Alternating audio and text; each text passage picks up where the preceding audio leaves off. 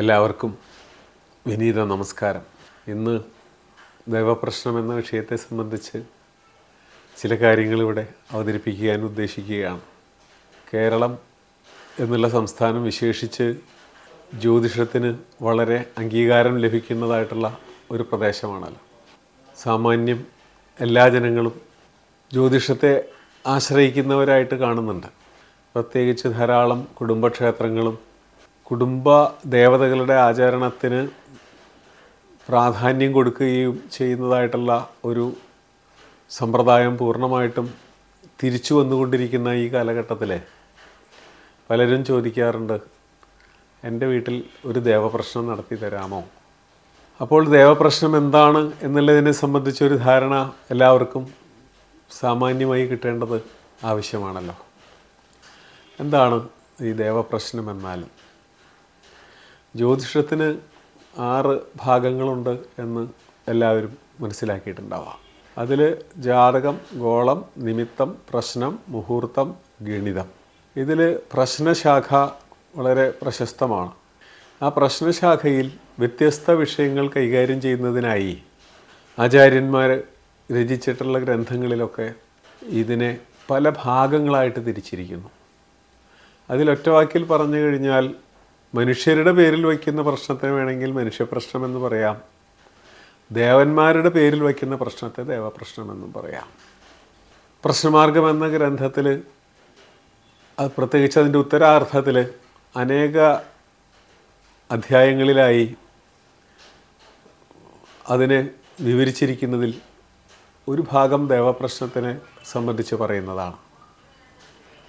സാധാരണ ഒരു വ്യക്തിയുടെയോ ഒരു കുടുംബത്തിൻ്റെയോ പേരിലൊക്കെ ഒരു പ്രശ്നം വച്ചു കഴിഞ്ഞാൽ അതിൽ ആ വ്യക്തിയുടെയോ കുടുംബത്തിൻ്റെയോ പ്രശ്നമാണെങ്കിൽ അതിലവിടെ ശരീരത്തിൻ്റെ സുഖം, സ്വസ്ഥത, സ്ഥിതി, ഐശ്വര്യം ഇതൊക്കെ ഒന്നാമത്തെ ഭാവം കൊണ്ടും രണ്ടാമത്തെ ഭാവം കൊണ്ട് അവരുടെ സാമ്പത്തികാവസ്ഥ മുതലായത്, വാക്ക്, വിദ്യ ഇതൊക്കെ രണ്ടാമത്തെ ഭാവം കൊണ്ടും, 3 കൊണ്ട് സഹോദരന്മാർ, പരാക്രമം, 4-ാം ഭാവം കൊണ്ട് കുടുംബം, വീട്, അതിലെ ദേവതകൾ, വാഹനങ്ങൾ, 5 കൊണ്ട് സന്തതികൾ, ബുദ്ധി, 6-ാം ഭാവം കൊണ്ട് ശത്രുക്കൾ, രോഗങ്ങൾ, 7-ാം ഭാവം കൊണ്ട് വിവാഹം, ഭാര്യാഭർത്തൃബന്ധം, 8-ാം ഭാവം കൊണ്ട് ആയുസ്, മരണം, 9-ാം ഭാവം കൊണ്ട് ഭാഗ്യം, പുണ്യം മുതലായത്, 10 കൊണ്ട് തൊഴിൽ, 11 കൊണ്ട് ലാഭം, എല്ലാ ആഗ്രഹങ്ങളും സാധിക്കേണ്ട വിഷയങ്ങൾ, 12 കൊണ്ട്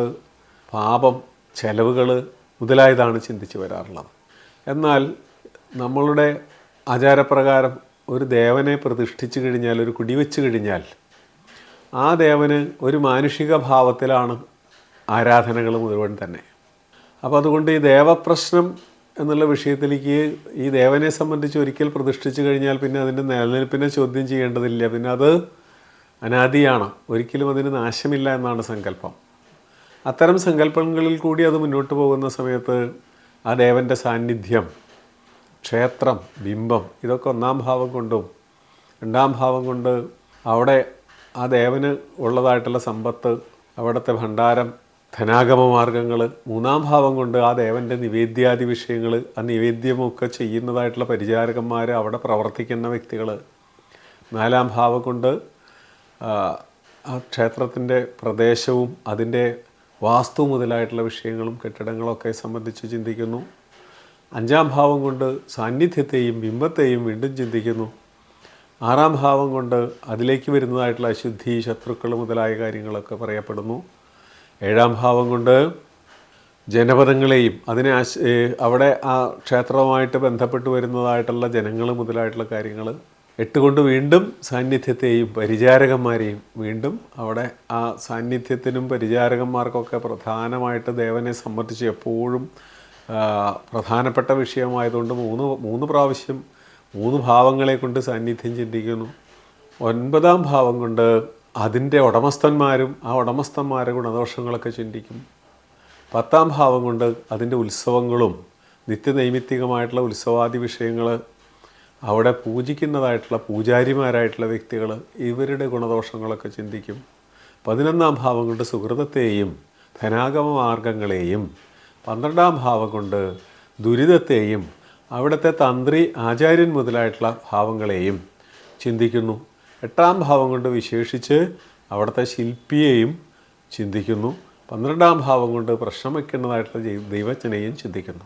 ഇങ്ങനെ 2 വിധത്തിലാണ് ഈ മനുഷ്യ പ്രശ്നവും ദേവപ്രശ്നവും മുന്നോട്ട് പോകുന്നത്. സാമാന്യമായിട്ട് ദേവപ്രശ്നത്തെ സംബന്ധിച്ച് ഒരു ധാരണ ഈ ഒരു വീഡിയോയിൽ കൂടി നിങ്ങൾക്ക് ലഭിക്കുന്നുണ്ടാകും എന്ന് വിചാരിക്കുന്നു. നമസ്തേ.